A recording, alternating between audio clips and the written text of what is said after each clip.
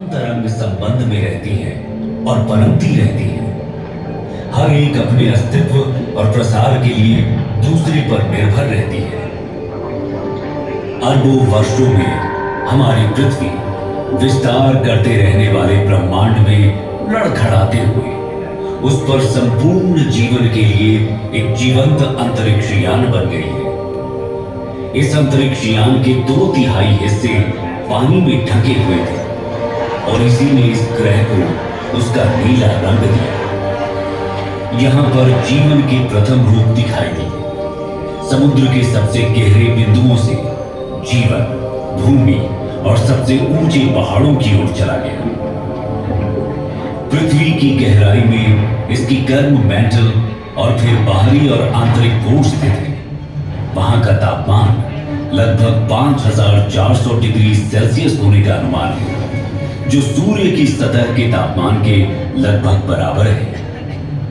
ऐसा माना जाता है कि पृथ्वी का आंतरिक कोर धीरे धीरे बढ़ रहा है, क्योंकि आंतरिक कोर की सीमा पर तरल बाहरी कोर पृथ्वी के आंतरिक भाग के क्रमिक शीतलन के कारण प्रति अरब वर्ष लगभग 100 डिग्री सेल्सियस पर ठंडा और ठोस हो जाता है।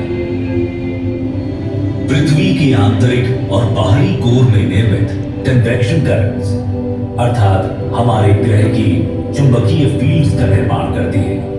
ये हमारे ग्रह के चारों ओर के चुंबकीय क्षेत्र ही है, जो हानिकारक विद्युत चुंबकीय विकिरण को हम पर हमला करने से रोकती है।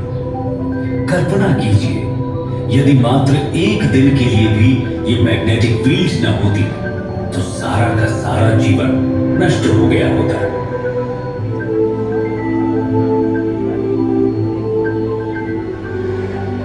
महासागरीय धाराएं समुद्री जल की निरंतर निर्देशित गति है, जो उस पर कार्य करने वाली कई शक्तियों द्वारा उत्पन्न होती है, जिसमें हवा, तापमान, टूटती लहरें, गहराई की रूपरेखा और तटरेखाएं, साथ ही अन्य धाराओं की दिशा और ताकत के साथ इसका इंटरैक्शन शामिल है। ये समुद्री धाराएं ही हैं जो वैश्विक कन्वेयर बेल्ट बनाती हैं और उन क्षेत्रों के तापमान को प्रभावित करती हैं जहां से वे यात्रा करती हैं। धरती मां ने अपने ऊपर जीवन को पनपने देने के लिए अरबों वर्षों में स्वयं को विकसित किया है।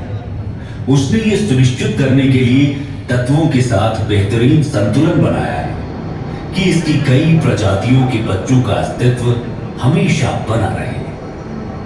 परंतु जैसे जैसे हम मनुष्य बड़े होते रहे, हम और भी अधिक शक्तिशाली होते हैं। जब तक कि हम अपने ग्रह के प्रति अधिक सचेत नहीं होंगे, तो जो ज्ञान हमने प्राप्त किया है वो अंततः हमें नष्ट भी कर सकता है।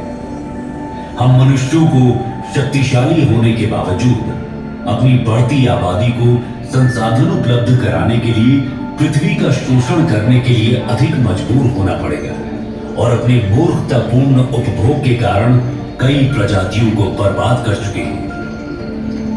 पृथ्वी ने हमें पहले से ही चेतावनियां देना शुरू कर दिया है। प्रमुख जलवायु परिवर्तन, ध्रुवीय टोपी का पिघलना, जो कि हमारे मीठे या ताजे पानी का सबसे बड़ा भंडार है, न केवल उसके भंडार को बर्बाद करता है, बल्कि पृथ्वी की ऊपरी तह को भी विकृत करता है, जिसके फिर दूरगामी परिणाम होते हैं। हम अपनी भूमि के उपजाऊपन को कम कर रहे हैं और इसकी हमें उपज देने की